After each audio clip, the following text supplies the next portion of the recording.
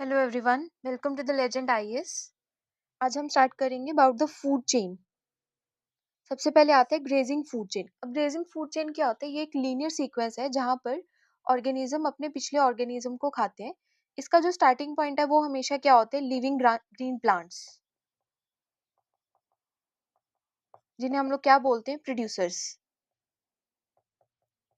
GFC living organic matter से शुरू होता है, लेकिन जो डेट्रियस फूड चेन है वो हमेशा कहाँ से स्टार्ट होता है? डेड ऑर्गेनिक मैटर से।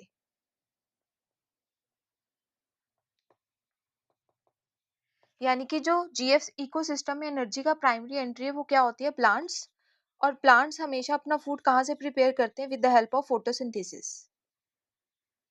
अब इसके एग्जांपल्स के, फॉर एग्जांपल पहली ग्रासलैंड। तो ग्रासलैंड में क्या होगा? पहले ग्रास, फिर ग्रास को कौन खाते हैं? ग्रास ऑपर। ग्रास ऑपर के बाद फ्रॉग, फ्रॉग के बाद स्नेक, और स्नेक के बाद क्या आता है? ये eagle. Linear sequence of organism where each feeds on the previous one start with the living green plants producer. Green plant को हम लोग क्या बोलते हैं? प्रोड्यूसर कहते हैं। फॉर एग्जाम्पल ग्रीन प्लांट, फिर उसके बाद प्राइमरी कंज्यूमर, सेकेंडरी कंज्यूमर, और लास्ट पे क्या आ जाता है हमारे पास? Tertiary consumer. अब इसकी कुछ examples: grass, sambar deer, Bengal tiger और decomposer, wheat, locusts, house sparrow या फिर ईगल। नेक्स्ट आता है हमारे पास marine food chain. Oceanic ecosystem में जीएफसी थोड़ा सा कॉम्प्लेक्स हो जाता है क्योंकि वहाँ हमें माइक्रोस्कोपिक ऑर्गेनिज्म देखने को मिलते हैं। सबसे पहले यहाँ पे क्या आते हैं? फाइटोप्लैंक्टन्स, उसके बाद जूप्लैंक्टन, स्मॉल फिशेस, लार्ज फिश, और लास्ट पे क्या आता है? एपेक्स प्रेडेटर या फिर कैल्प सीवीड, सी अर्चन, सी ओटर या फिर great white shock. Energy flow and the 10% rule, कि जो हमारे पास एनर्जी फ्लो होती है वो किस टाइप से फ्लो होती है? जो एनर्जी है वो हमेशा क्या होती है? यूनिडायरेक्शनल।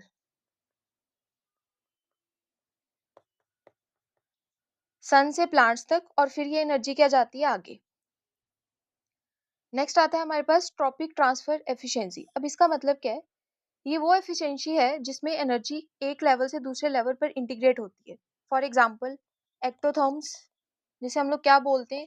कोल्ड ब्लडेड एनिमल्स की जो ट्रॉपिक एफिशिएंसी है वो एंडोथर्म से, एंडोथर्म क्या होते हैं? मैमल्स। उनकी जो ट्रॉपिक एफिशिएंसी है वो एंडोथर्म से क्या होती है? ज्यादा होती है, क्योंकि वो बॉडी हीट मेंटेन करने के लिए एनर्जी क्या करते हैं? वेस्ट नहीं करते। नेक्स्ट आता है हमारे पास हर्बीवोरस एफिशिएंसी पैराडॉक्स। आपने नोट किया होगा कि जैसे एलिफेंट है, एलिफेंट क्या होता है? बहुत ही बड़ा है साइज में, पर जो उसकी एसिमिलेशन एफिशिएंसी है, एसिमिलेशन का मतलब होता है कि जब जैसे हम फूड को एब्जॉर्ब करते हैं उसके बाद हमें फूड से एनर्जी मिलती है और उसे हम लोग क्या करते हैं? एसिमिलेट करते हैं, एब्जॉर्ब करते हैं। तो उसके पास जो एसिमिलेट एफिशिएंसी है वो कितनी होती है? सिर्फ और सिर्फ 5% के आसपास होती है। इसका रीजन क्या है? कि जो एलिफेंट्स है वो फाइब्रस प्लांट्स खाते हैं, जो डाइजेस्ट करना क्या होता है? बहुत ज्यादा मुश्किल। वो इसे बैलेंस करने के लिए दिन भर लगभग 150 से लेके 200 किलोग्राम तक फूडर खा जाते हैं। नेक्स्ट इज इकोलॉजिकल स्टोक्योमेट्री, यानी कि कार्बन, नाइट्रोजन और फॉस्फोरस का रेशो। ये देखता है कि जो न्यूट्रिएंट्स है लाइक कार्बन, सेकेंड न्यूट्रिएंट क्या आता है? नाइट्रोजन, थर्ड फॉस्फोरस, ये कैसे फ्लो करते हैं। अगर प्लांट में नाइट्रोजन कम है और कार्बन ज्यादा है, यानी कि नाइट्रोजन कम और कार्बन ज्यादा है, तो इसकी रेशियो क्या होगी? ज्यादा, क्योंकि न्यूमिनेटर बड़ा है। तो हर्बीवोरस को ज्यादा खाना पड़ेगा अपनी प्रोटीन की जरूरत पूरी करने के लिए। नेक्स्ट है PYQ, which of the following is or are the characteristic of xerophytes. अब जीरोफाइट्स की कौन कौन सी कैरेक्टरिस्टिक होती है? ये क्या होते हैं? Producers, follow the pyramid of the numbers, यानी कि जीरोफाइट डेजर्ट प्लांट जिसे बोलते हैं, ये क्या होता है? जीएफसी का बेस होता है। इनका बायोमास कम हो सकता है पर ये पिरामिड ऑफ नंबर्स में बेस बनाते हैं। इनकी अडेप्टेशन किस टाइप की होती है? इनके पास क्या होते हैं? थिक क्यूटिकल्स, ये हमने लास्ट लेक्चर में किया था, थिक स्पाइंस, जो इनको क्या करती है? ग्रेजिंग प्रेशर से बचा के रखती है। नेक्स्ट आता है हमारे पास डेट्रिटस फूड चेन, जैसे कि जीएफसी यानी कि ग्रेजिंग फूड चेन कहाँ से स्टार्ट होता है? लिविंग प्लांट से।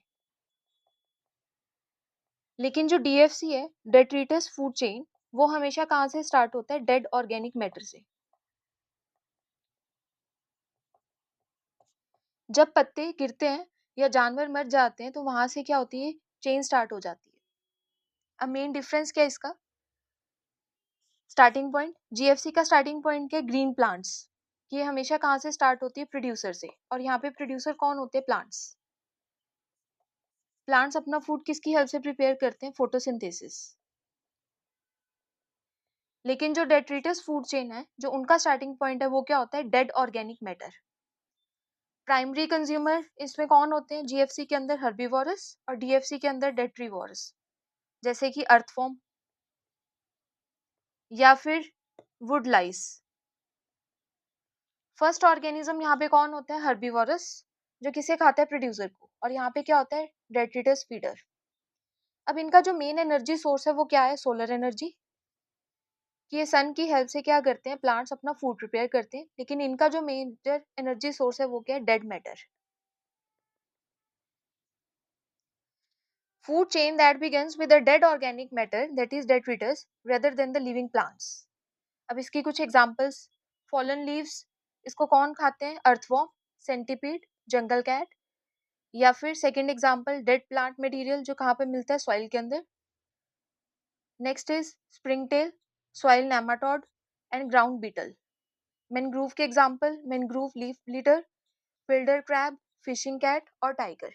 ये कुछ क्या इंपॉर्टेंट एग्जांपल्स हैं। PYQ, in the food chain dead leaves को कौन खाते हैं? अर्थवॉर्म। उसके बाद मोल। अब अर्थवॉर्म का यहाँ पे रोल क्या है? अर्थवॉर्म के यहाँ पे प्राइमरी कंज्यूमर्स। कौन सी फूड चेन के अंदर? Detritus food chain.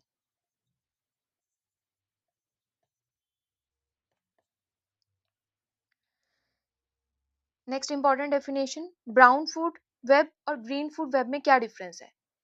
Green food web वो वेब होता है जो हमें क्या दिखता है? ऊपर की तरफ दिखाई देते हैं, लाइक प्लांट्स, डियर और लायन। लेकिन जो ब्राउन फूड वेब है वो क्या है? जमीन के नीचे या मिट्टी में चलते हैं। फॉर एग्जाम्पल, डिकम्पोजर्स या फिर डेट्रिटिवोरस।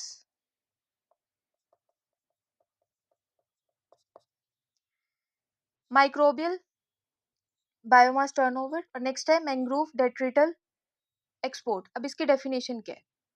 सुंदरबंस के मैंग्रोव्स के जो पत्ते हैं वो पानी में क्या गिर जाते हैं? डिकम्पोज होते हैं और टाइड्स उन्हें समुद्र में ले जाती है। अब इसका इकोनॉमिक इम्पैक्ट क्या है? कि ये डिकम्पोज मैटर, यानी कि जिसे हम लोग क्या बोलते हैं? पर्टिकुलेट ऑर्गेनिक मैटर, ये समुद्र की फिशीज के लिए खाना बन जाता है। जो हमारे पास क्या हो गया था? Matter decompose. अगर हम मैंग्रोव्स काट देंगे तो ऑफशोर जो फिशरीज है वो क्या हो जाएंगी? कोलैप्स, जिसे हम लोग क्या बोलते हैं? Subsidising the offshore ecosystem. Sundarbans export 40% of the leaf litter production to adjacent coastal waters as particulate and dissolve the organic matter, subsidizing the offshore fisheries productivity through outwelling process. Next is food web. अब जो food chain था वो क्या होता है? Linear pattern show करता है कि कोई ए ऑर्गेनिज्म है, उसके बाद बी ऑर्गेनिज्म और सी ऑर्गेनिज्म, एक लीनियर पैटर्न है। लेकिन जो फूड वेब होता है वो क्या होता है? एक नेटवर्क बनाता है। जब मल्टीपल फूड चेन आपस में इंटरसेक्ट करती है तो वो क्या बना देती है? Food web. Multiple interconnected food chain representing the realistic feeding relationship in an ecosystem, इसे हम लोग क्या बोलते हैं? फूड वेब कहते हैं। अब फूड वेब क्यों इंपॉर्टेंट है? अगर फूड चेन में डियर मर गया तो जो लायन है वो क्या हो जाएगा? भूखा मर जाएगा। लेकिन फूड वेब क्या करता है? अगर डियर मर जाता है तो शेर कोई और ऑर्गेनिज्म को भी क्या खा सकता है। इससे क्या सिस्टम जो है चलता रहता है, सिस्टम कभी भी कोलैप्स नहीं होता। लेकिन जो फूड वेब है वो बहुत क्या होता है? कॉम्प्लेक्स। कॉम्प्लेक्स तो है लेकिन ये क्या बनाता है? एक स्टेबल इकोसिस्टम। कि अगर एक ऑर्गेनिज्म मर जाते हैं तो उस दूसरे ऑर्गेनिज्म के पास कोई और चॉइस होती है किसी और ऑर्गेनिज्म को खाने के लिए। अब इसका स्ट्रक्चर कैसे है? इसका स्ट्रक्चर क्या होता है? यहाँ पे हमें कई तरह के ट्रॉपिक लेवल मिलते हैं। सबसे पहला ट्रॉपिक लेवल होता है जिसे हम लोग क्या बोलते हैं? प्रोड्यूसर। इसके एग्जाम्पल्स क्या? प्लांट्स या फिर एल्गाई। नेक्स्ट लेवल में क्या आते हैं हमारे पास? Primary consumers. Examples herbivores, third level पे सेकेंडरी कंज्यूमर्स, वो कार्निवोरस जो किसे खाते हैं, हर्बीवोरस को। और फोर्थ लेवल पे क्या आता है हमारे पास, टर्शरी कंज्यूमर, जिसे हम लोग क्या बोलते हैं, टॉप कार्निवोरस। अब दोनों में क्या डिफरेंस है, फूड चेन और फूड वेब। सबसे पहले डिफरेंस स्ट्रक्चर का। फूड चेन की स्ट्रक्चर किस टाइप की होती है, लीनियर। और फूड वेब की नेटवर्क, यानी यहाँ पे जो पाथ है वो हमें किस टाइप के मिलते हैं, multiple path. Complexity, food chain क्या होता है, बहुत ज्यादा सिंपल, लेकिन जो फूड वेब क्या है वो बहुत ज्यादा क्या होता है, कॉम्प्लेक्स। ओवर सिंप्लीफाइड, ये क्या होता है, मोर रियलिस्टिक। अब जो फूड चेन है वो क्या होता है, इजीली डिस्टर्ब, कि अगर एक ऑर्गेनिज्म मर जाता है तो दूसरे ऑर्गेनिज्म के पास चॉइस नहीं बचती। लेकिन फूड वेब क्या होता है, जितना ज्यादा ये कॉम्प्लेक्स है उतना ही क्या ये stable, more stable, multiple food sources.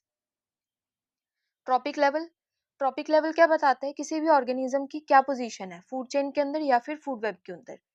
अब ये जो पोजीशन है वो किसके ऊपर डिपेंड करती है, उसके न्यूट्रिशन के ऊपर, यानी कि मोड ऑफ न्यूट्रिशन। सबसे पहले सन, फिर उसके बाद producer, primary consumer, secondary consumer, और लास्ट पे क्या आता है हमारे पास, tertiary consumer. Same organism can occupy different trophic level in different food chain. For example humans at level 2, level 3 chicken, level 4 fish. अब क्या होता है यहाँ पे कि एक ही ऑर्गेनिज्म फूड चेन के अंदर या फिर फूड वेब के अंदर कई तरह के डिफरेंट ट्रॉपिक लेवल्स को ऑक्यूपाई कर सकता है। जैसे ह्यूमन है, अगर वो वेजिटेबल खाता है यानी कि वो प्योर वेज है, तो वो कौन से लेवल पे आता है, लेवल 2। लेकिन अगर वो चिकन खा रहा है तो वो कौन से लेवल पे आ जाता है, लेवल 3। नेक्स्ट कुछ इंपॉर्टेंट डेफिनेशन। सबसे पहले डेफिनेशन आती है हमारे पास कनेक्टनेस। कनेक्टनेस क्या होता है कि फूड वेब कितना टाइटली नाइट है, यानी कि ये क्या बताता है, एक्चुअल लिंक या फिर पॉसिबल लिंक। हाई कनेक्टनेस का मतलब है कि अगर एक स्पीशीज एक्सटिंक्ट हुआ तो दूसरा स्पीशीज उसकी जगह लेने के लिए रेडी है या नहीं। ये इकोसिस्टम को रेजिलिएंट बनाता है against the climate change. Proportion of the relies links in the food web. Next is keystone species. Keystone वो स्पीशीज होते हैं जो बहुत ही ज्यादा क्या है, इंपॉर्टेंट होते हैं। वो स्पीशीज जिसका बायोमास भले ही कम हो लेकिन उसका इकोसिस्टम पर इम्पैक्ट बहुत ज्यादा होता है। A species whose presence and role within an ecosystem has a disproportionate effect on other organisms. Next is interaction strength distribution, यानी कि एक सी ऑटर का एक सी अर्चन पर इम्पैक्ट ज्यादा है as compare to the small fish eating algae. कि अगर हम सी ऑटर को देखें तो उसका जो इम्पैक्ट है सी अर्चन के ऊपर वो क्या होता है, ज्यादा। किसके कंपैरिजन में, अगर एक हम स्मॉल फिश ले लेते हैं और उसका एल्गे के ऊपर इम्पैक्ट देखते हैं। स्ट्रॉन्ग इंटरेक्शन कम्युनिटी का स्ट्रक्चर डिफाइन करती है। Interactive strength distribution, variation in the impact of one species on the other. Next is Lindeman's 10% rule. अब ये रूल क्या बताते हैं कि एनर्जी का फ्लो किस टाइप से होता है, एनर्जी कैसे फ्लो करती है, हमेशा यूनिडायरेक्शनल। और एक लेवल से जब हम टॉपिक दूसरे लेवल तक जाते हैं तो एनर्जी कितनी वेस्ट होती है और कितनी परसेंट बच जाती है। ये कहता है कि जब एनर्जी एक ट्रॉपिक लेवल से अगले ट्रॉपिक लेवल पर ट्रांसफर होती है तो सिर्फ 10% एनर्जी क्या होती है, आगे पास आउट हो सकती है। Only approximately 10% of the energy fixed at one trophic level is available at the next trophic level. अब जो 90% एनर्जी है तो वो कहाँ पे जाती है, वो जाती है रेस्पिरेशन के अंदर, हीट लॉस, बॉडी टेम्परेचर को मेंटेन करने के लिए, और थर्ड अनडाइजेस्टेड वेस्ट के अंदर। कि अगर पहले लेवल पे प्रोड्यूसर है तो प्रोड्यूसर ने अपना फूड कहाँ से प्रिपेयर किया, सनलाइट से, with the help of photosynthesis. अब उसे सपोज कि जो एनर्जी मिली वो कितने यूनिट की मिल गई, 10,000 यूनिट, यानी कि उसके पास जो एनर्जी है वो 100% है। लेकिन जैसे ही एनर्जी सेकंड लेवल तक जाएगी तो फर्स्ट लेवल के अंदर वो अपनी एनर्जी को क्या कर देगा, लॉस। वो रिस्पायर भी करेगा। प्लांट के अंदर क्या होती है, ट्रांसपिरेशन, उसके दौरान एनर्जी क्या हो जाती है, लॉस। तो नेक्स्ट लेवल पे आते आते 10,000 का सिर्फ 10% बच जाएगा। 10,000 का 10% दैट इज 1,000 यूनिट। फिर जब सेकेंडरी कंज्यूमर पे जाएंगे तो फिर से हमारे पास क्या होगी, 90% एनर्जी लॉस हो जाएगी। रेस्पिरेशन के अंदर, हीट लॉस के अंदर या फिर अनडाइजेस्टेड वेस्ट के दौरान। और बाकी जो एनर्जी बच जाएगी वो कितनी बच जाएगी? 100 यूनिट्स। टर्शरी कंज्यूमर पे जाते 10 यूनिट और लास्ट क्वाटरनरी कंज्यूमर पे जाके हमारे पास 1 यूनिट एनर्जी बच जाती है। Why the 90% energy loss due to the respiration? अपनी बॉडी को मेंटेन करने के लिए रेस्पायर तो करना है, तो उसके दौरान क्या होती है हमारी बॉडी से या फिर किसी भी ऑर्गेनिज्म की बॉडी से क्या एनर्जी लूज हो जाती है? Heat loss, metabolic heat, undigested food और ग्रोथ और रिप्रोडक्शन के दौरान। In the food chain, the energy available at the herbivorous level is 1000 kilocalorie. What will be the available at the carnivorous level? अब herbivorous level पे कितनी energy है? 1000। जब एक एनर्जी लेवल पे दूसरे एनर्जी लेवल तक जाएंगे तो एनर्जी कितनी बच जाएगी? 10%। और लॉस कितनी होती है? 90%। तो 1000 का 10% that is 100 calorie. Important definition, सबसे पहली डेफिनेशन आती है हमारे पास, दैट इज क्लाइबर्स लॉ। अब क्लाइबर्स लॉ क्या बताता है? ये लॉ कहता है कि जो छोटे जानवर होते हैं जैसे कि माउस, उनका जो मेटाबॉलिज्म है वो बड़े जानवर से क्या होता है? बहुत ही ज्यादा फास्ट, उनकी साइज की वजह से। एक जो माउस है वो अपनी एनर्जी बहुत तेजी से हीट की फॉर्म में क्या करता है? लूज करता है, इसीलिए छोटे जानवरों को बार बार खाना पड़ता है। It describes the metabolic scaling starting that an animal's metabolic rate scales to the 3 by 4 power of its mass. Next is difference between the endotherms और ectotherms. अब endotherms और ectotherms में क्या डिफरेंस है? जो endotherms होते हैं उसे हम लोग क्या बोलते हैं? warm blooded animals। और ectotherms को cold blooded animals।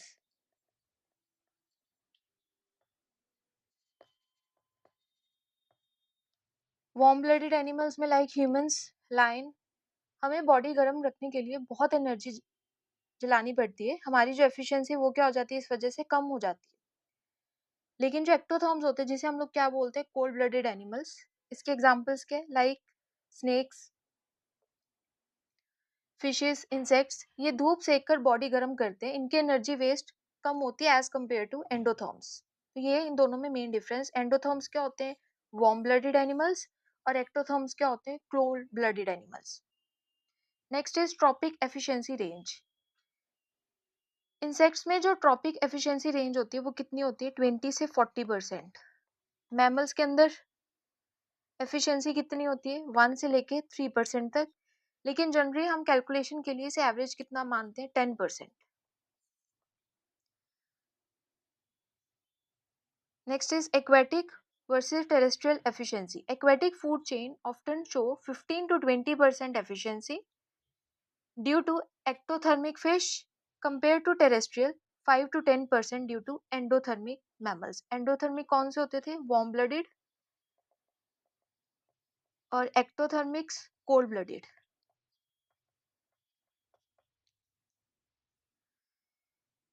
Next is ecological pyramids, pyramid of numbers. अब ये क्या रिप्रेजेंट करते हैं? कि एक ग्राफिकल रिप्रेजेंटेशन है जो बताता है कि हर ट्रॉपिक लेवल पर कितने इंडिविजुअल्स या फिर ऑर्गेनिजम्स हैं।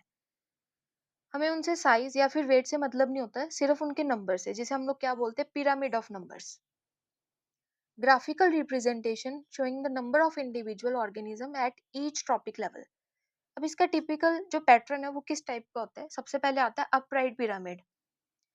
नेचर में ज्यादातर प्रोड्यूसर्स की गिनती सबसे ज्यादा होती है और टॉप प्रेडेटर्स की सबसे कम।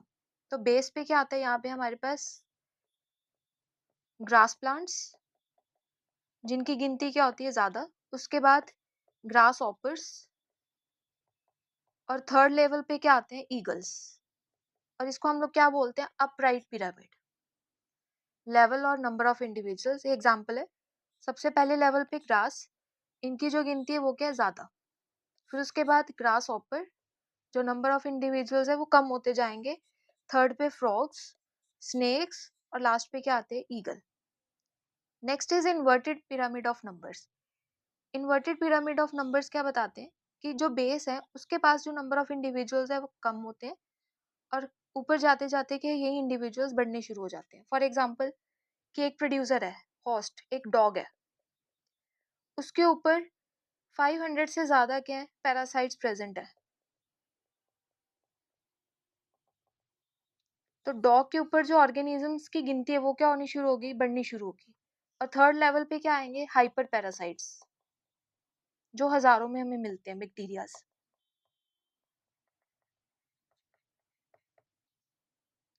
अब ये ट्री इकोसिस्टम है, इसके एग्जांपल बेस पे क्या ले लेते हैं, ओक ट्री, जिसे हम लोग क्या बोलते हैं, प्रोड्यूसर। उस ट्री पर रहने वाले क्या है, इंसेक्ट्स, जिसकी गिनती क्या होगी, ज्यादा, 1000 में है सपोज। तो नीचे बेस के ऊपर जो इंडिविजुअल है वो कम प्रेजेंट है, जैसे ही ऊपर लेवल पे जाते हैं तो नंबर ऑफ इंडिविजुअल्स क्या है, इंक्रीज होने शुरू हो जाते हैं। इसे क्या बोलते हैं हम, inverted pyramid of numbers. Some food chain show inverted pyramids. Tree insect chain example की थी अभी हमने, वन ओक ट्री के ऊपर क्या, 1000 insects, single producer support many herbivorous. Parasite chain, one human के अंदर क्या है, 1000 हॉकवॉर्म्स, मतलब ज्यादा पैरासाइट की गिनती है as compare to host. The pyramid of numbers in the parasite food chain is, अब पैरासाइट फूड चेन के अंदर जो पिरामिड ऑफ नंबर है उसका स्ट्रक्चर कैसे होता है, इन्वर्टेड। यानी कि बेस के ऊपर जो प्रोड्यूसर है उनकी गिनती कम, और जैसे जैसे ऊपर लेवल तक जाते जाएंगे तो नंबर ऑफ जो इंडिविजुअल्स है वो क्या, इंक्रीज होने शुरू हो जाएंगे।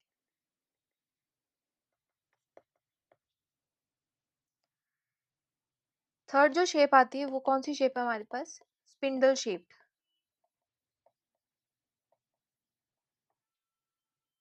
स्पिंडल शेप्ड में क्या होते हैं, दोनों तरह के जो पिरामिड प्रेजेंट होते हैं। फॉर एग्जाम्पल कि पहले हमारे पास क्या, एक ट्री है, उस पे क्या बहुत ज्यादा इंसेक्ट प्रेजेंट है, तो ये कौन सा पिरामिड बन गया, इन्वर्टेड।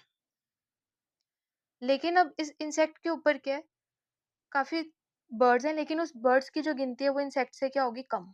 तो अब ये एक पिरामिड कैसा बन जाएगा, अपराइट। इन्वर्टेड भी है और अपराइट भी है, तो ऐसी शेप को हम लोग क्या बोलते हैं, स्पिंडल शेप पिरामिड।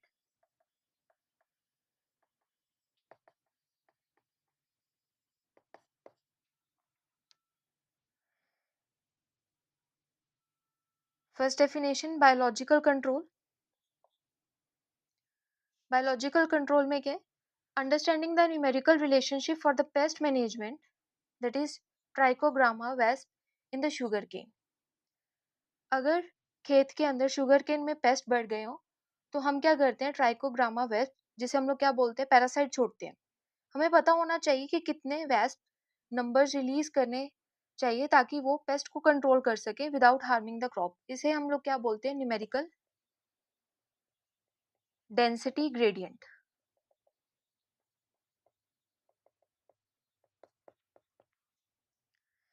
नेक्स्ट आता है हमारे पास carrying capacity.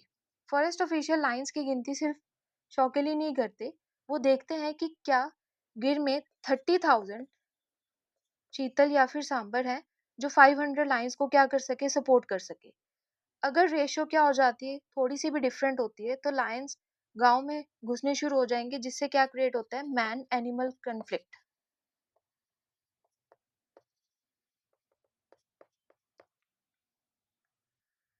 Numerical density gradient, ये क्या बताती है, rate of decrease in organism count across the trophic level. Next is inverted pyramid in the parasitic ecosystem. यहाँ पे क्या होता है, जो पिरामिड है वो किस शेप का होता है, इन्वर्टेड। कि फर्स्ट लेवल पे ऑर्गेनिज्म कम होते हैं, जैसे ही हम लोग सेकंड लेवल पे जाते हैं तो ऑर्गेनिज्म क्या हो जाते हैं, इंक्रीज होने शुरू हो जाते हैं। सिंगल ट्री, उसके ऊपर क्या, 100 ऑफ इंसेक्ट, और उसके ऊपर क्या, 1000 of hyper parasite. Spindle shape pyramid in aquatic system, first पे प्रोड्यूसर ट्रीज, उसके ऊपर क्या, काफी ज्यादा हर्बीवोरस, और फिर क्या आते हैं, कार्निवोरस, लेकिन उनकी गिनती क्या होती है, कम। जैसे अभी हमने किया कि एक ट्री है, उसके ऊपर इंसेक्ट्स है, लेकिन जो इंसेक्ट्स की नंबर है, यानी नंबर ऑफ इंडिविजुअल्स है, वो क्या, ज्यादा। और उसके बाद क्या आते हैं हमारे पास, birds. Forest ecosystem management, calculating the carrying capacity based on the numerical pyramids. Next is pyramid of biomass and energy. अब यहाँ पे इंडिविजुअल्स गिनने की बजाय हम क्या देखते हैं कि हर ट्रॉपिक लेवल पर जो ऑर्गेनिजम्स हैं उनका जो टोटल ड्राई वेट है वो कितना है, total dry weight divided by area.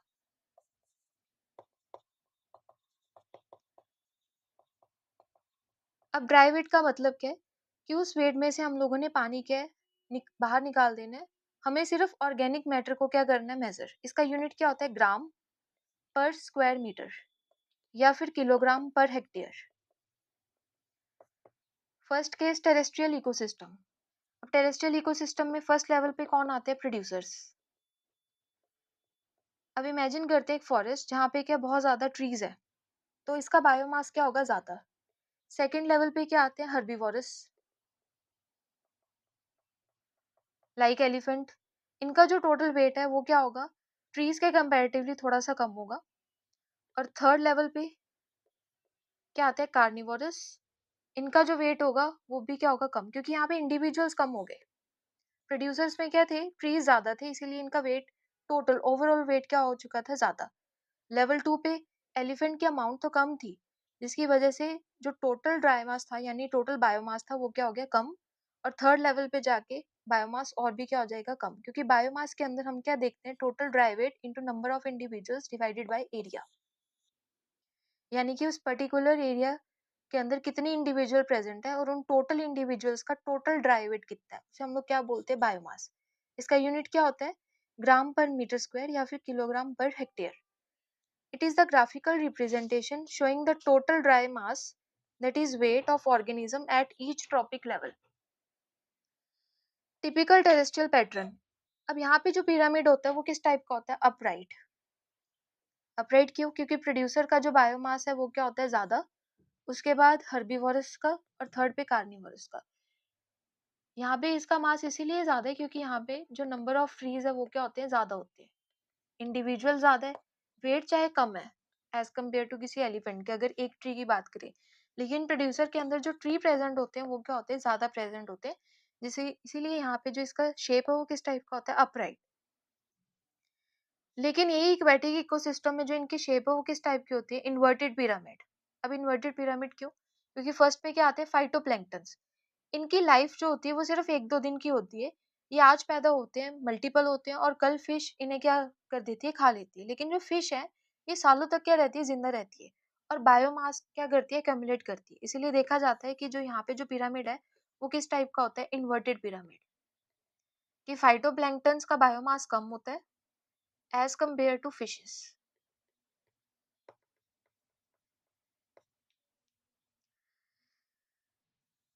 Inverted in the aquatic ecosystem, fast reproduction of the zooplankton, short lifespan of algae, phytoplankton, higher turnover rate.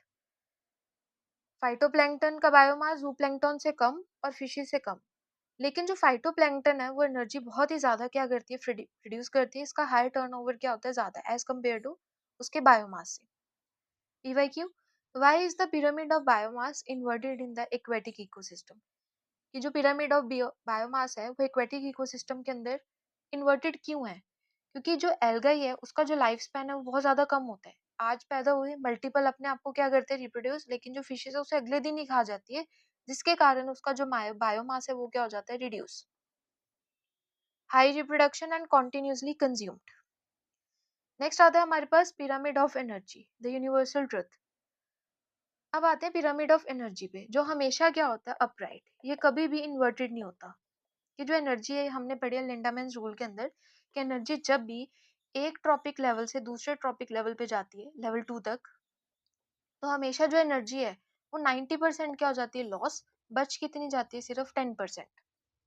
तो एनर्जी ये नहीं है कि कभी एक आगे जब ट्रॉपिक लेवल पे जाएंगे तब ज्यादा होगी पिछले से। हमेशा एनर्जी क्या होती है, लॉस। किसके कारण, रेस्पिरेशन के कारण, हीट लॉस के कारण, या फिर कुछ और फैक्टर्स हैं जैसे कि वेस्ट रिलीज करने के कारण।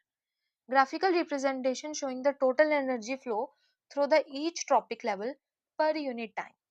यूनिट क्या इसका, किलो कैलोरी पर मीटर स्क्वायर पर ईयर। ये हमेशा क्या होता है, अपराइट। ये कभी भी इन्वर्टेड नहीं होता। अब इसका रीजन क्या है कि ये हमेशा अपराइट क्यों है, क्योंकि जो एनर्जी फ्लो है उसकी डायरेक्शन कैसे होती है, unidirection. Sun, earth, space, as a heat. Energy किस टाइप से लॉस होती है, हीट की फॉर्म में। यहाँ पे कोई भी रिसाइकलिंग नहीं होती। 90% जो एनर्जी है वो क्या हो जाती है, लॉस। सिर्फ जो एनर्जी बच जाती है वो कितनी बच जाती है, 10% एनर्जी।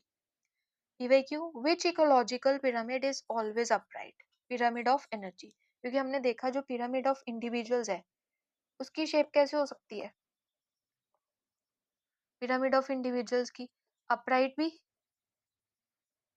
इन्वर्टेड भी, और थर्ड पे क्या आता है स्पिंडल शेप भी। और सेकंड पे हमने क्या किया था पिरामिड ऑफ बायोमास। अब पिरामिड ऑफ बायोमास का जो शेप है वो किस टाइप का हो सकता है, अपराइट भी हो सकता है और इन्वर्टेड भी। लेकिन एक ऐसा पिरामिड है जो हमेशा क्या होता है अपराइट, वो कौन सा पिरामिड है हमारे पास, pyramid of energy. Next advance terminology, सबसे पहले आता है स्टैंडिंग क्रॉप वर्सेस प्रोडक्टिविटी। अब स्टैंडिंग क्रॉप क्या होता है, एक पर्टिकुलर टाइम पर खेत में कितने अनाज खड़े हैं उसे हम लोग क्या बोलते हैं स्टॉक। और प्रोडक्टिविटी का मतलब है पूरे साल में खेत ने कितना अनाज पैदा किया है, यानी कि रेट। रेट का मतलब क्या होता है प्रोडक्टिविटी, और स्टॉक का मतलब क्या है standing crops.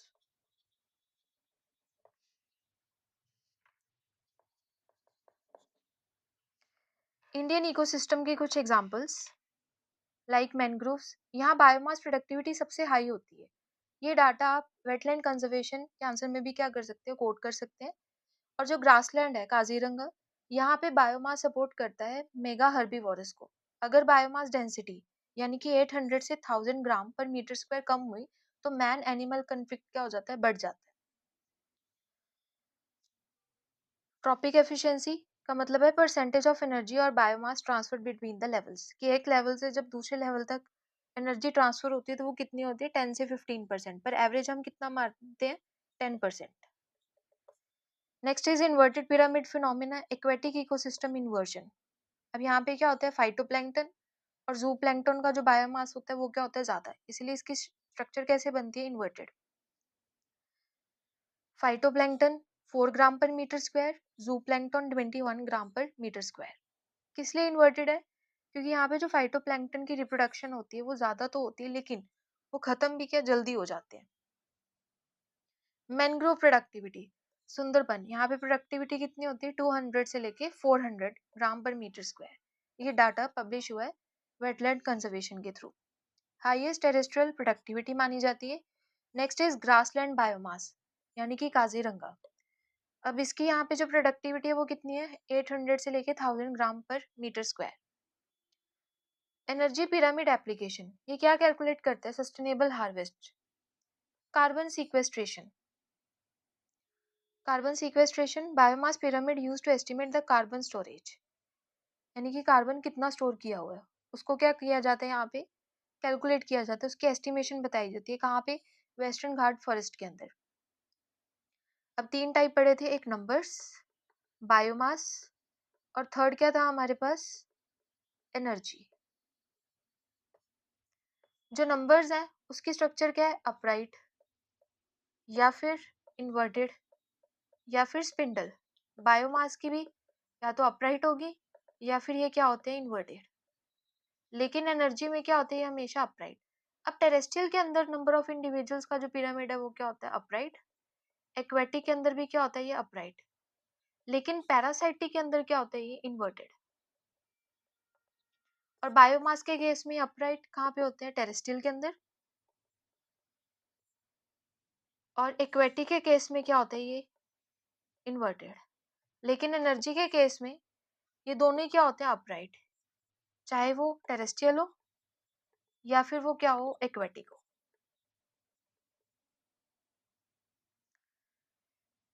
Next is carbon cycle, जिसे हम लोग क्या बोलते हैं बायोजियोकेमिकल साइकिल्स।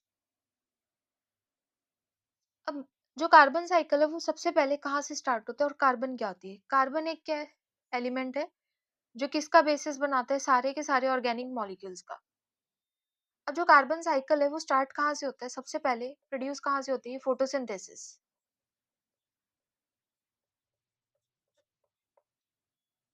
ये मेन क्या करती है दो प्रोसेस को बैलेंस करती है, एक तो फोटोसिंथेसिस और सेकंड प्रोसेस क्या आता है हमारे पास रेस्पिरेशन। फोटोसिंथेसिस को हम लोग क्या बोलते हैं विथड्रॉल, और रेस्पिरेशन को हम लोग क्या बोलते हैं डिपॉजिट। प्लांट एटमॉस्फेयर से क्या करता है कार्बन डाइऑक्साइड लेता है और ग्लूकोज बनाता है। कार्बन डाइऑक्साइड प्लस वाटर मिलके ही क्या बना देता है glucose plus oxygen.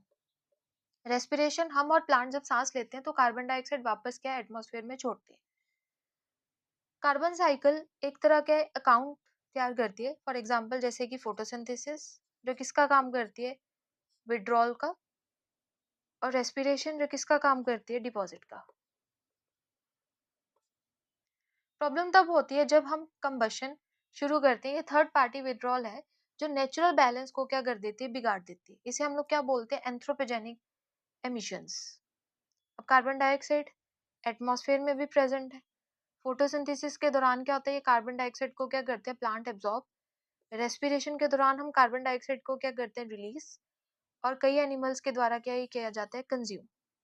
The carbon cycle demonstrate how carbon moves between the atmosphere, organism and geological reserves. कि एक एटमॉस्फेयर से वो कार्बन डाइऑक्साइड ऑर्गेनिज्म तक कैसे जाते हैं, कि जो प्लांट्स है वो सबसे पहले फोटोसिंथेसिस की हेल्प से कार्बन डाइऑक्साइड को क्या करते हैं, एब्जॉर्ब, और ऑक्सीजन को क्या करते हैं, रिलीज।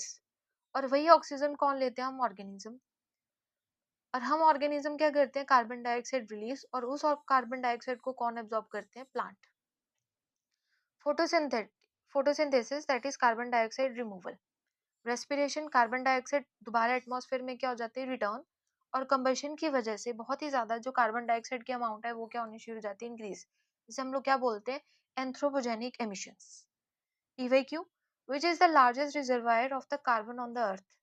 कहते हैं कार्बन का जो सबसे बड़ा रिजर्वायर है वो कौन है, हमारे पास oceans. That is specially deep ocean carbon. हमें लगता है कि एटमॉस्फेयर या फिर फॉरेस्ट होंगे, लेकिन नहीं। एटमॉस्फेयर में जो कार्बन है उसका जो रेजिडेंस टाइम कम होता है, लेकिन ओशन में जो कार्बन है उसका रेजिडुअल टाइम क्या होता है, ज्यादा। वो हजारों साल तक क्या रहती है, डिजोल्व। जिसे हम लोग क्या बोलते हैं, डिजोल्व कार्बन डाइऑक्साइड, या फिर कार्बोनेट्स की फॉर्म में। First is carbon flux, that is rate of carbon exchange between the reservoirs.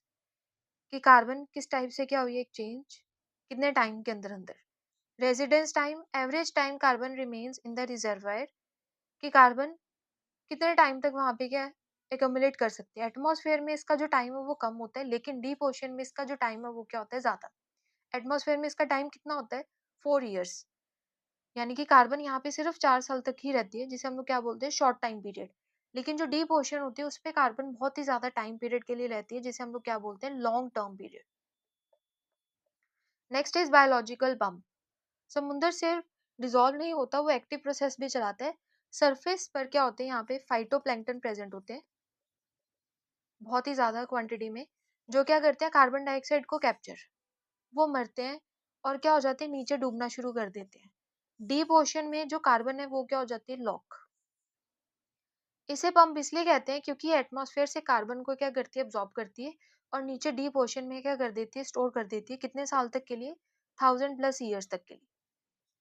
Next is carbon silicate cycle. Million of years में जो कार्बन है रॉक्स की फॉर्म में, यानी लाइमस्टोन में क्या होती है, ट्रैप होती है। और वोल्केनो से भी क्या हो जाती है, ट्रैप हो जाती है और वापस आती है। ये अर्थ का क्या long term temperature control system represent करता है। Long term geological carbon regulation, that is million of years. Next is killing curve. ये ग्राफ बताते हैं कि एटमॉस्फेयर में कार्बन डाइऑक्साइड कितनी बढ़ रही है। ये क्या ग्राफिकल रिप्रेजेंटेशन है जो कार्बन डाइऑक्साइड की अमाउंट को बताएगी एटमॉस्फेयर के अंदर। प्री इंडस्ट्रियल टाइम में जो कार्बन डाइऑक्साइड की अमाउंट थी वो कितनी थी, 280 ppm। लेकिन आज हम क्या इंक्रीज कर चुके हैं, that is 420 ppm। Ocean acidification. अब ओशियन एसिडिफिकेशन, जब ओशियन ज्यादा कार्बन डाइऑक्साइड क्या कर लेती है, एब्जॉर्ब करती है, तो वो क्या बताती है कि कार्बन डाइऑक्साइड किसके साथ मिल जाती है, वाटर के साथ। और क्या बना देती है, कार्बोनिक एसिड। H2CO3 को हम लोग क्या बोलते हैं, carbonic acid.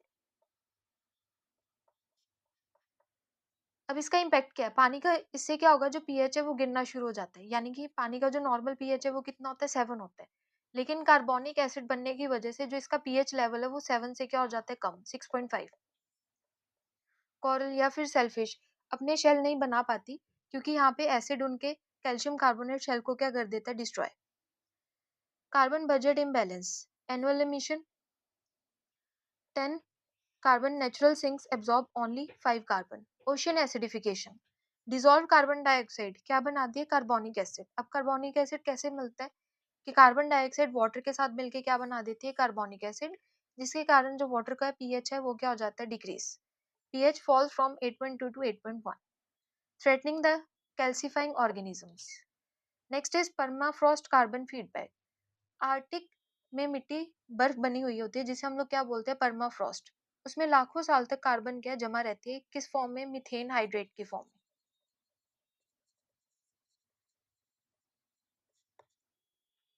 Permafrost carbon feedback.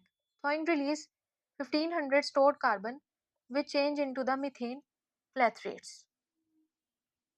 Next is blue carbon ecosystem. India के सुंदरबंस मैंग्रोव्स बहुत एफिशिएंट कार्बन सिंक करते हैं। ये टेरेस्ट्रियल फॉरेस्ट से ज्यादा कार्बन मिट्टी में क्या करते हैं, स्टोर, जिसे हम लोग क्या बोलते हैं, blue carbon ecosystem. Sundarbans mangrove sequester 1.5 million tons carbon dioxide per year. Soil organic carbon. Indian agriculture soils में कार्बन कम हो रही है, हमें इसे बढ़कर 1 to 2% करना है ताकि प्रोडक्टिविटी बढ़ सके। Soil organic carbon. Indian agriculture soil that is 0.3 to 0.5% degraded, potential to reach 1 to 2%. National carbon sink. Indian forest 300 million tonne carbon dioxide per year क्या होती है यहाँ पे, absorb. National action plan targeting 2.5 to 3 billion tonne carbon dioxide को क्या करना है, सिक्वेस्टर। किसके दौरान, एफोरेस्टेशन, क्योंकि जितनी ज्यादा हम एफोरेस्टेशन करेंगे तो जो वो प्लांट्स हैं वो उस कार्बन डाइऑक्साइड को क्या करते हैं, एब्जॉर्ब। किस प्रोसेस के दौरान, फोटोसिंथेसिस।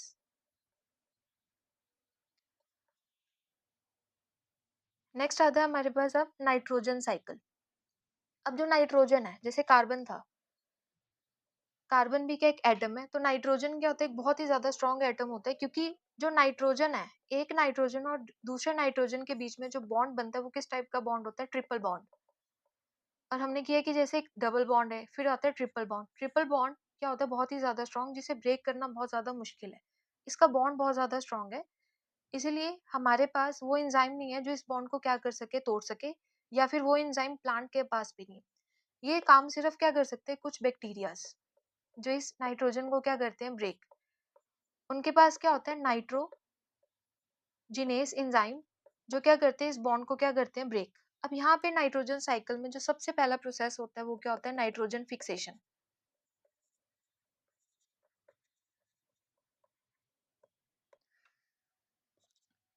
Nitrogen fixation. अब ये प्रोसेस साइकिल का एंट्री पॉइंट है। हवा की जो नाइट्रोजन है वो जमीन को लाने के लिए तीन तरीके किए जाते हैं। सबसे पहले atmospheric fixation,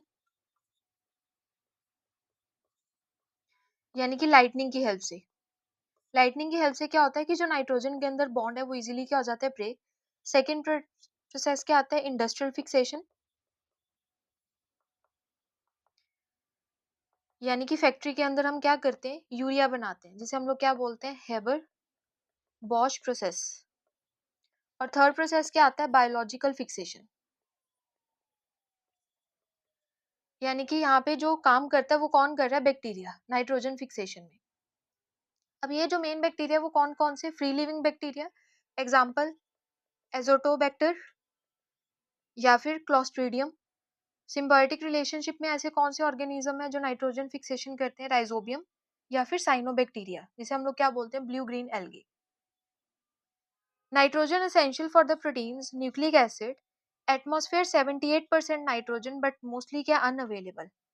critical nutrient for all organism. Nitrogen atmosphere not directly usable by most organism. इसका रीजन ये है क्योंकि नाइट्रोजन का जो एटम है या मॉलिक्यूल है उसे ब्रेक करना क्या बहुत ज्यादा डिफिकल्ट।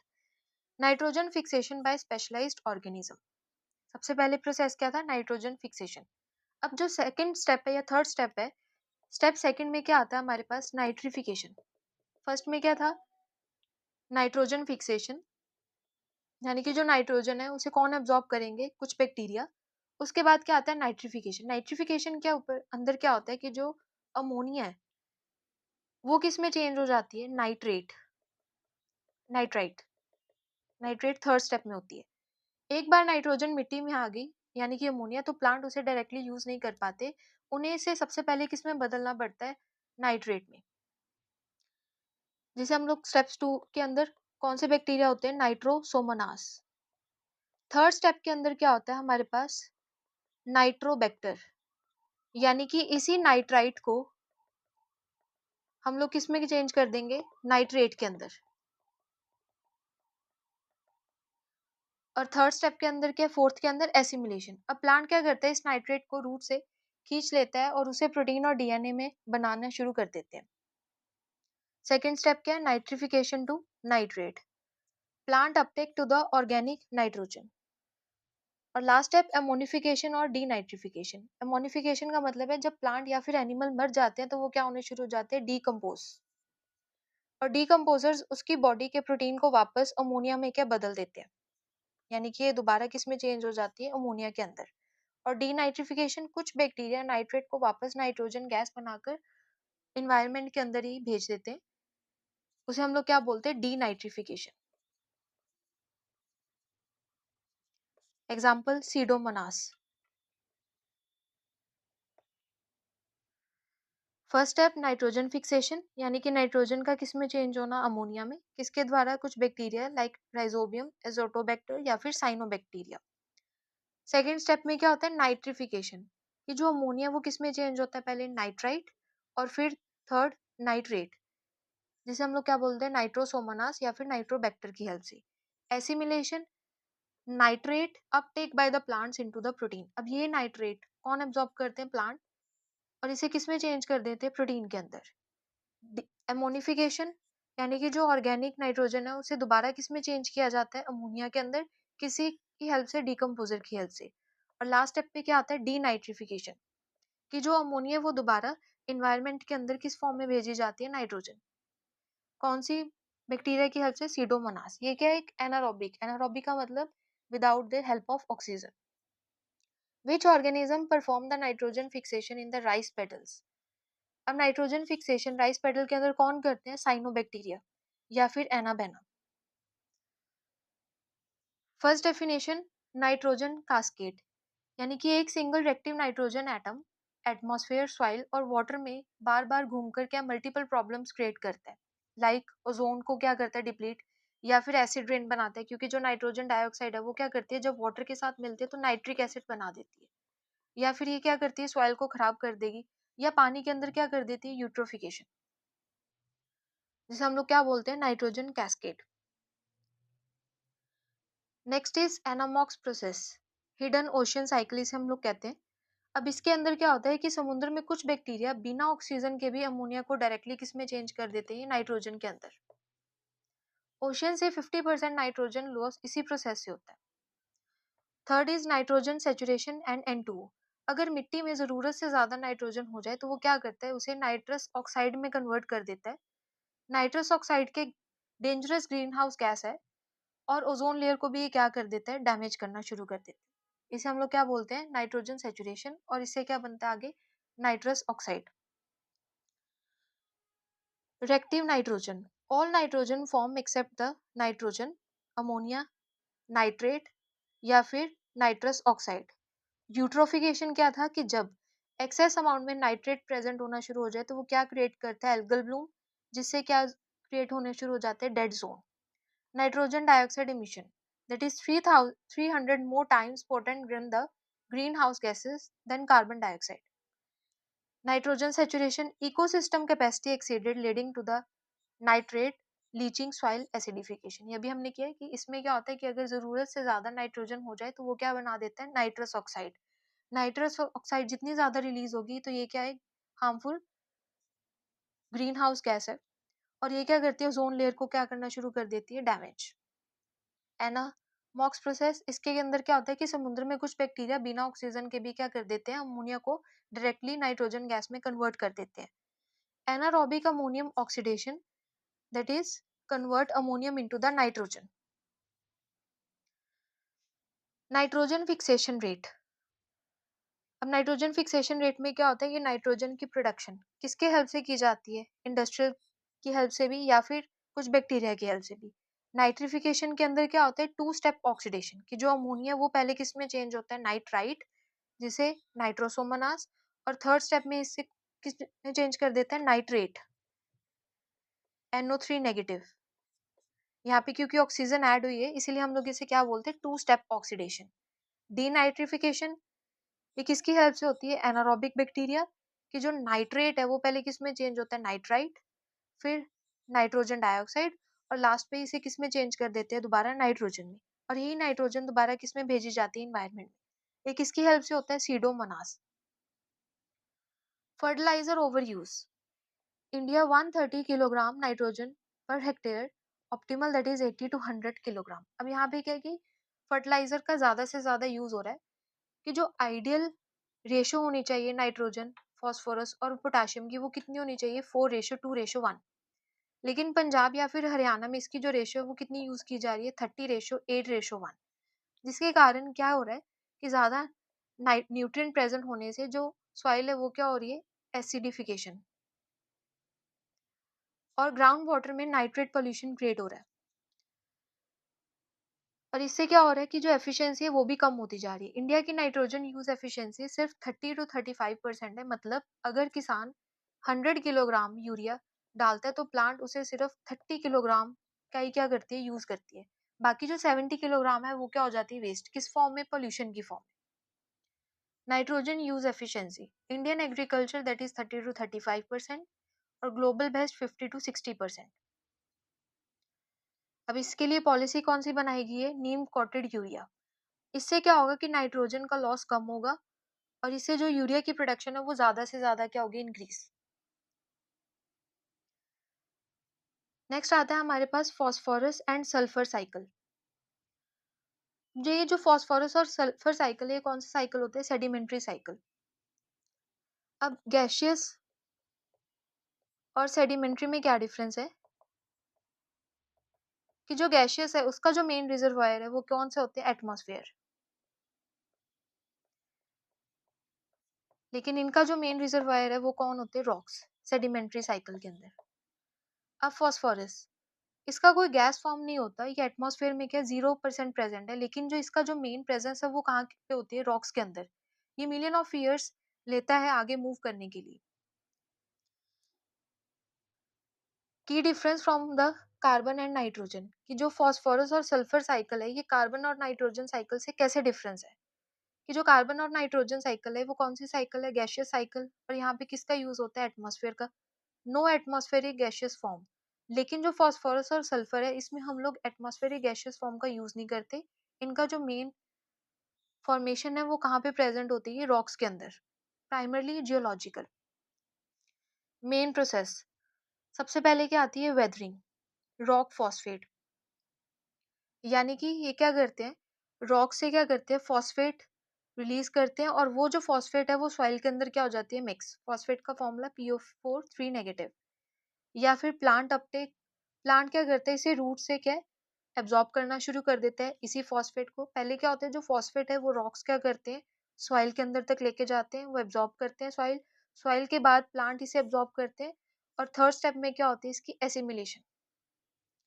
यानी कि ये जो फॉस्फेट है ये आगे किस में यूज होता है, एटीपी मॉलिक्यूल बनाने में, न्यूक्लिक एसिड या फिर लिपिड्स। क्योंकि जो फॉस्फेट होता है वो एटीपी का मेन सोर्स है। प्रोटीन, फोर्थ स्टेप के अंदर क्या होती है, डिकम्पोजिशन। जब प्लांट और एनिमल मरता है तो डिकम्पोजर्स इसे वापस मिट्टी में मिला देते हैं। इस प्रोसेस को हम लोग क्या बोलते हैं, decomposition.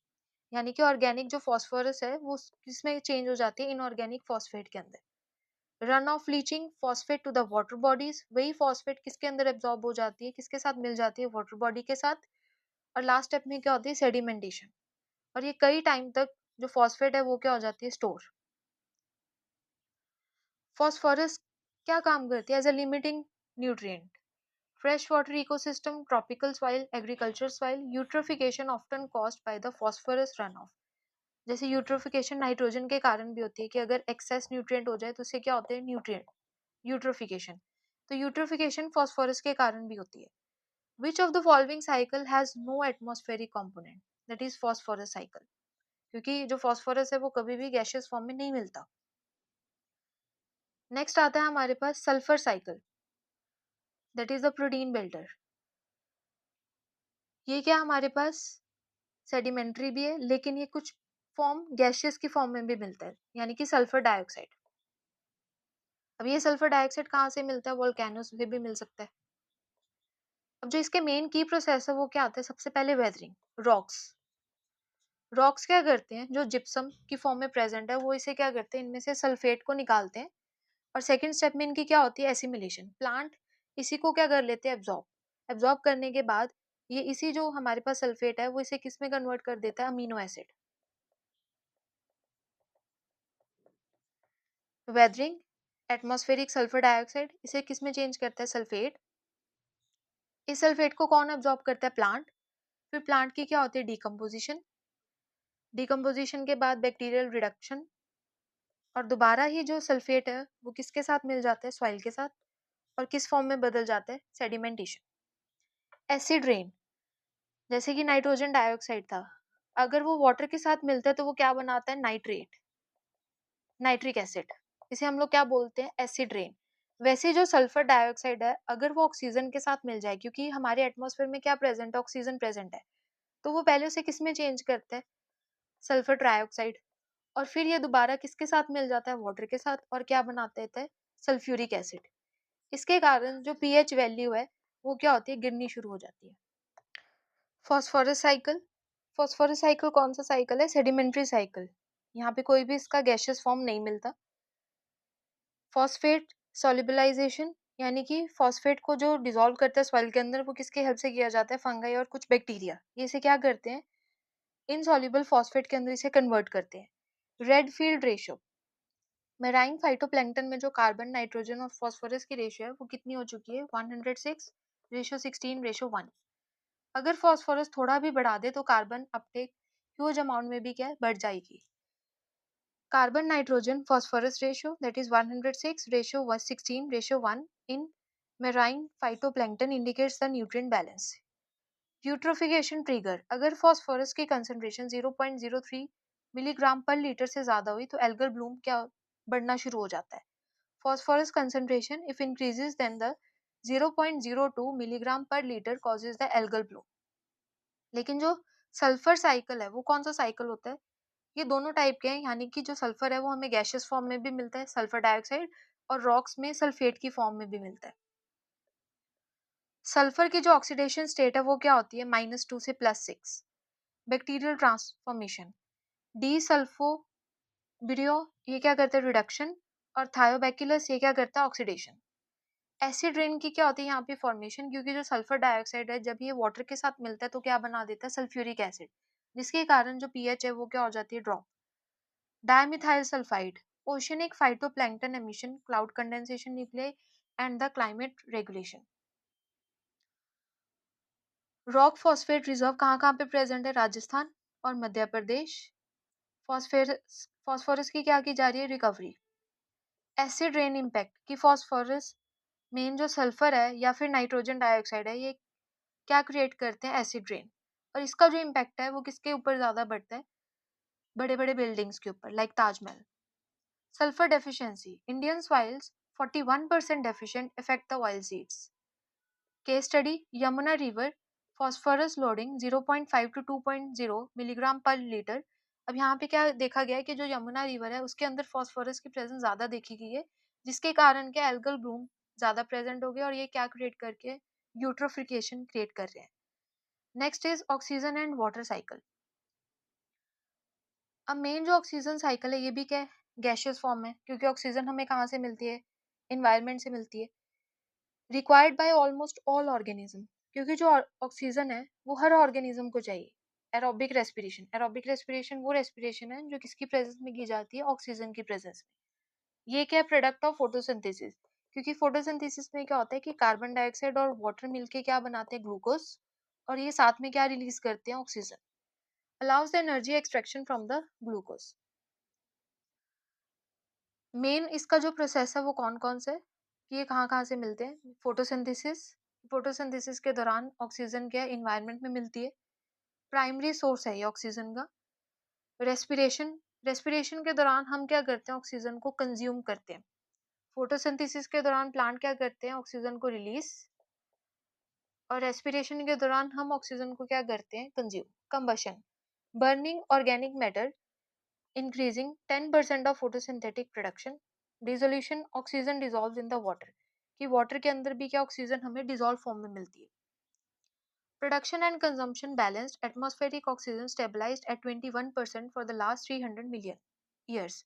The primary source of atmospheric oxygen. Atmospheric oxygen का primary source क्या है? Photosynthesis. Next is water cycle. अब वाटर साइकिल क्या है? वाटर साइकिल में जो मेन है उसका जो प्रेजेंस है वो हमें कहाँ से मिलता है? ओशियन से 97.5%, फ्रेश वाटर 2.5%, या फिर जो एसेसिबल वाटर है जो 1% से भी कम मिलता है वो कहाँ से मिलता है हमें? रिवर्स या फिर ग्राउंड वाटर में क्या होता है ये available.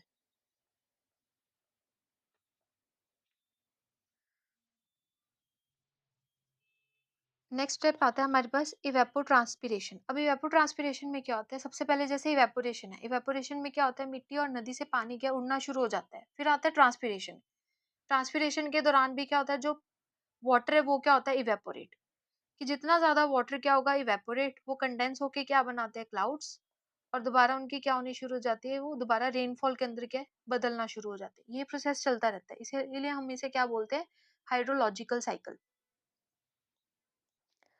Definition oxygen minimum zone, जिसे हम लोग क्या बोलते हैं? ओएमजेड। समुद्र में कुछ एरियाज ऐसे होते हैं जहां ऑक्सीजन का लेवल बहुत कम हो जाता है, जिसे हम लोग क्या बोलते हैं? Hypoxic.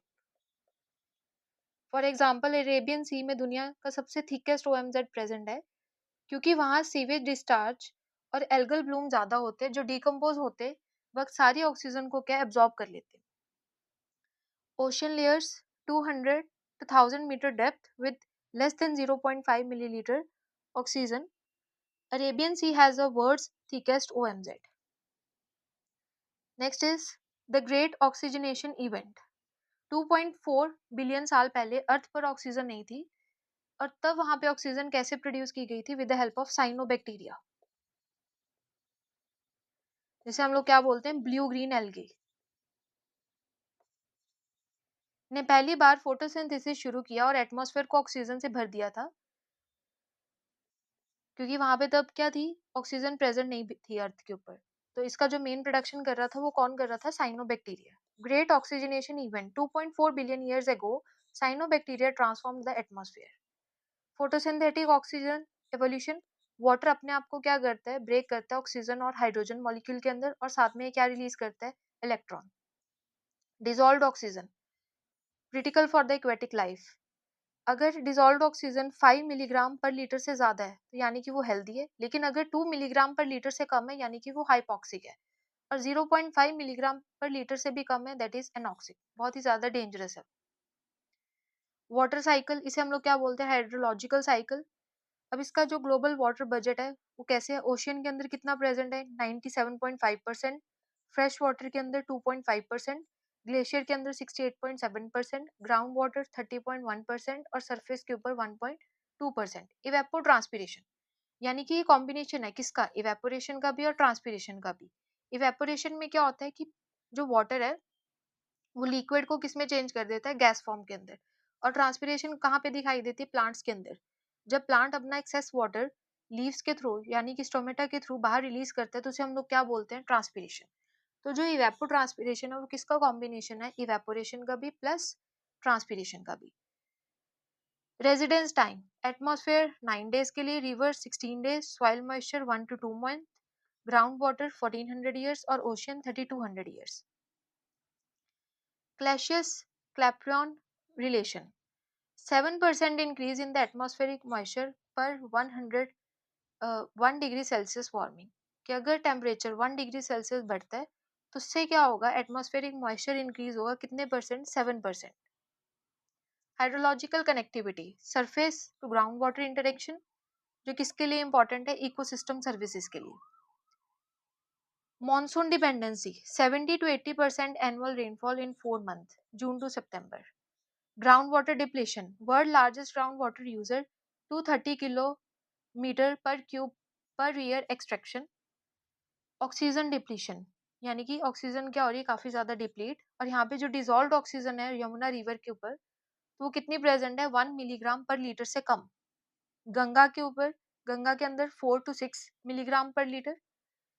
Glacial melt impact, Himalayan glacier retreating 15 to 20 metre per year effect 500 million people downstream. ये कुछ केस स्टडी है जो हमने डाटा भी रीड किया है कि कैसे इम्पैक्ट पड़ रहा है डिजॉल्व ऑक्सीजन का रिवर्स के ऊपर या फिर वाटर का। Next is water cycle. इस साइकिल हम क्या बोलते हैं, हाइड्रोलॉजिकल साइकिल। यूनिवर्सल सॉल्वेंट है वाटर। ये क्या ट्रीट करता है एज अ मीडियम किसी भी बायोकेमिकल रिएक्शन, क्योंकि वाटर एक ऐसा कंपाउंड है जो हमें सॉलिड की फॉर्म में भी मिलता है, लिक्विड की फॉर्म में भी मिलता है, प्लस ये गैस की फॉर्म में भी प्रेजेंट होता है।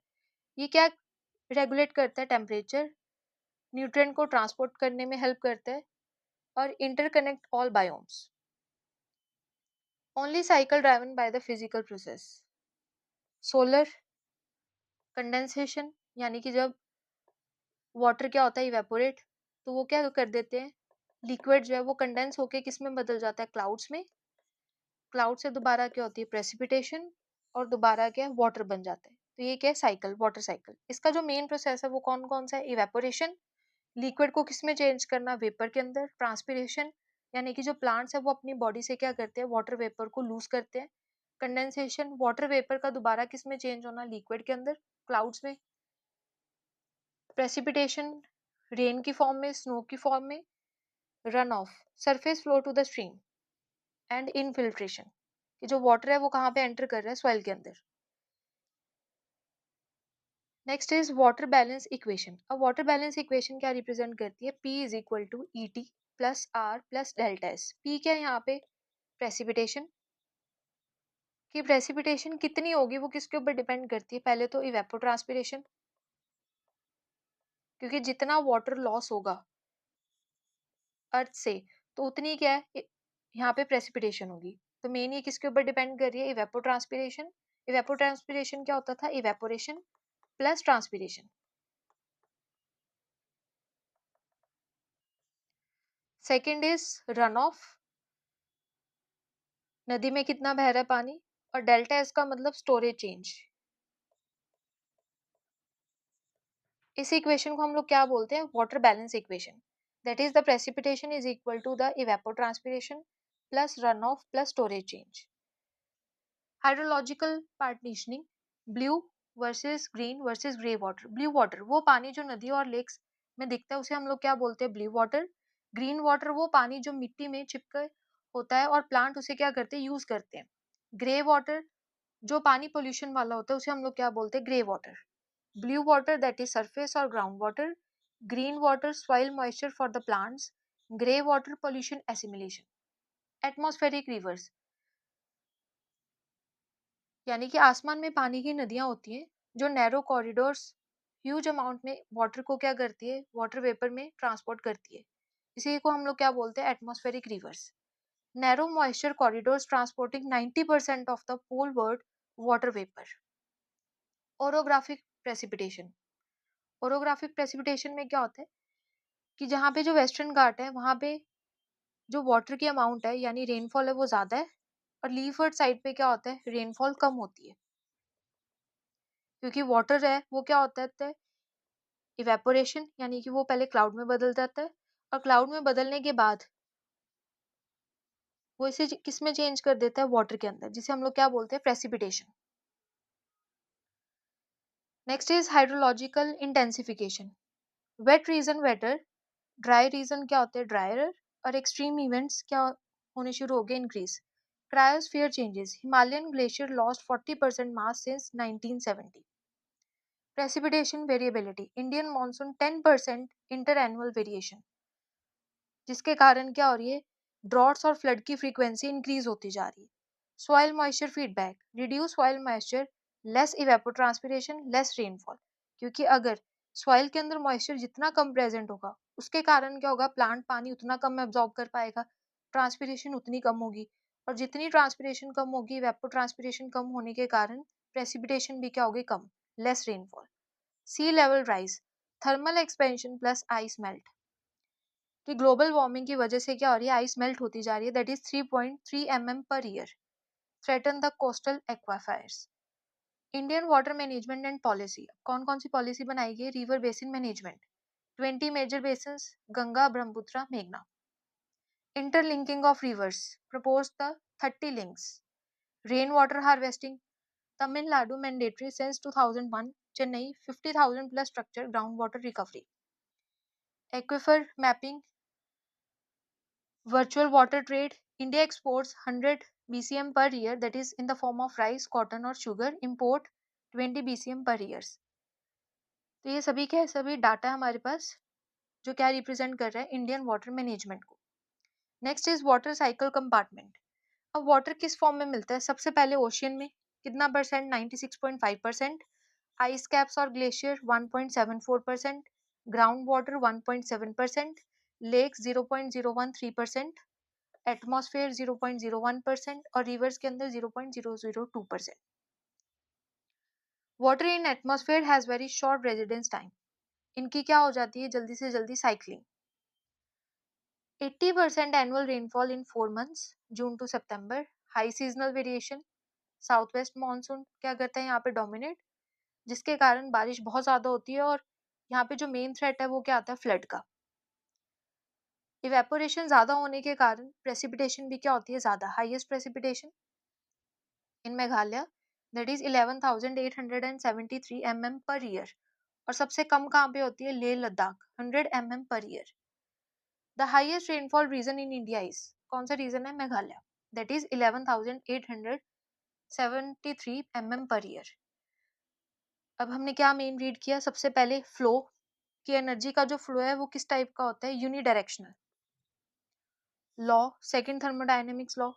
एफिशिएंसी का मतलब कि जब एनर्जी फ्लो करती है तो 90% क्या हो जाती है? वेस्ट. और 10% एक लेवल से दूसरे लेवल तक क्या करती है? ट्रांसपोर्ट. जो मेन सोर्स है वो कौन सा? एनर्जी. एनर्जी के साथ जो मेन सोर्स है वो कौन प्रोवाइड कर रहा है? सन. हीट के दौरान क्या होती है? रिलीज. और लिमिटिंग फैक्टर कौन है यहाँ पे? न्यूट्रिएंट. 10% लॉ सबसे ज्यादा इंपॉर्टेंट था. इकोलॉजिकल पिरामिड्स जो बहुत ज्यादा पूछा जाता है. कार्बन साइकिल, नाइट्रोजन साइकिल और वाटर साइकिल. ये इंपॉर्टेंट टॉपिक्स है जो एग्जाम में क्या ज्यादातर पूछे जाते हैं. तो ये हमने आज इस टॉपिक में किया है इस लेक्चर में.